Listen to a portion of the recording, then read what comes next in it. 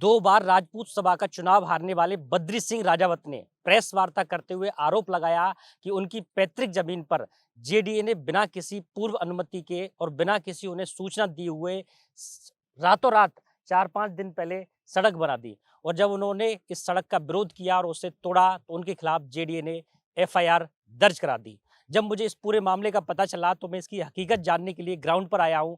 ये वही सड़क है जिस पर मैं खड़ा हुआ हूँ, जिसको लेकर के पूरा विवाद चल रहा है।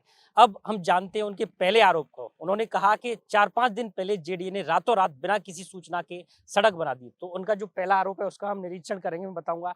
ये राजावत फार्म है और ये इधर की साइड की जो जमीन है ये बद्री सिंह राजावत की है। ये सही बात है कि ये उनकी पैतृक जमीन है, जमीन थी, लेकिन 2008 से लेकर के 2014 तक इसके अबाप्तीकरण की पूरी प्रक्रिया थी। उसको जेडीए ने बाकायदा नियमों के तहत इसको अपने कब्जे में लिया और 2014 में इसका फाइनल जो अबाप्तीकरण है वो कर लिया गया और ये 160 सेक्टर रोड के लिए इस पूरी जमीन का अबाप्तीकरण किया गया। इसमें सिर्फ बद्री सिंह राजावत की जमीन नहीं है, और भी जो तमाम लोग हैं उनकी भी जमीन आई। ये खोनागोरियान जो रोड है, खोनागोरियान से लेकर लोडियावास तक ये सड़क कनेक्ट करती है और ये लगभग 6 किलोमीटर लंबी सड़क है। मैं दिखाना चाहूँगा यहाँ पर, ये वही सड़क है जिसको लेकर विवाद हो रहा है। तो पहला उनका जो आरोप है, उन्होंने कहा कि बिना किसी सूचना के, तो ये पूरी तरह से उनका जो आरोप है वो निराधार साबित होता है, चूँकि हमारे पास वो कागज़ हैं जिसमें जेडीए ने इस भूमि को अबाप्त किया है और इसका अबाप्तीकरण 2008 से लेकर 2014 तक हुआ और बाकायदा जो नियम है उनके अनुसार हुआ। उन्होंने बाकायदा अखबार में जो सूचना निकलवाई, सार्वजनिक जगह सूचना निकलवाई और जो आपत्तियाँ आई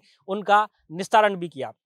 दूसरा जो आरोप है, उन्होंने कहा कि 4-5 दिन पहले रातों रात बिना किसी सूचना के सड़क बना दी। तो मैं आपको बताना चाहूँगा कि हम यहाँ पर सड़क पर मौजूद हैं। ये सड़क 4-5 दिन पहले नहीं बनी है, बल्कि हमने यहाँ स्थानीय जो रहने वाले लोग हैं उनसे भी पूछताछ की। उन्होंने बताया कि ये सड़क पिछले 1 साल पहले बनी थी यहाँ पर, और हमने खुद भी यहाँ पता करा तो ये सड़क ऐसा बिल्कुल भी प्रतीत नहीं होता है कि 4-5 दिन पहले बनी है। और हमने गूगल मैप्स पर भी पता किया तो हमारे पास जो लेटेस्ट, यानी उससे पहले की तो हमें पास जानकारी नहीं है, लेकिन जनवरी 2026 तक यहाँ पर ये सड़क की स्थिति दिखाई देती है। गूगल मैप्स में बाकायदे सड़क है।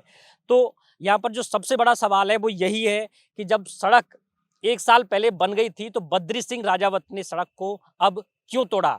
क्यों वो 1 साल तक इंतजार करते रहे?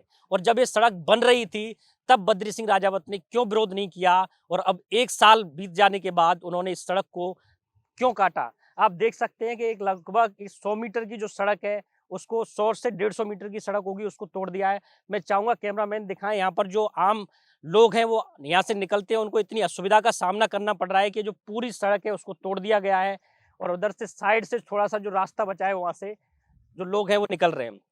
दूसरा जो हमने यहाँ पर जो स्थानीय लोग हैं उनसे भी पड़ताल की, हमने और भी गूगल मैप्स के जरिए भी ये पता करा कि यहाँ पर ये जो सड़क है वो तो पिछले 10-12 सालों से यहाँ पर बनी हुई है। हालांकि जो नई सड़क का निर्माण था वो 1 साल पहले हुआ है। तो यहाँ पर सबसे बड़ा सवाल यही है कि बद्री सिंह राजावत, अब चूंकि जाहिर सी बात है कि आप सरकारी संपत्ति को नुकसान पहुंचाएंगे, उसे तोड़ेंगे, तो जेडीए एफआईआर दर्ज कराई गई। और जब उनके खिलाफ एफआईआर दर्ज हो गई तो अपनी गिरफ्तारी से बचने के लिए वो बार बार राजपूत समाज को और अन्य लोगों के सामने झूठ बोल रहे हैं कि इस सड़क को 4-5 दिन पहले बनाया।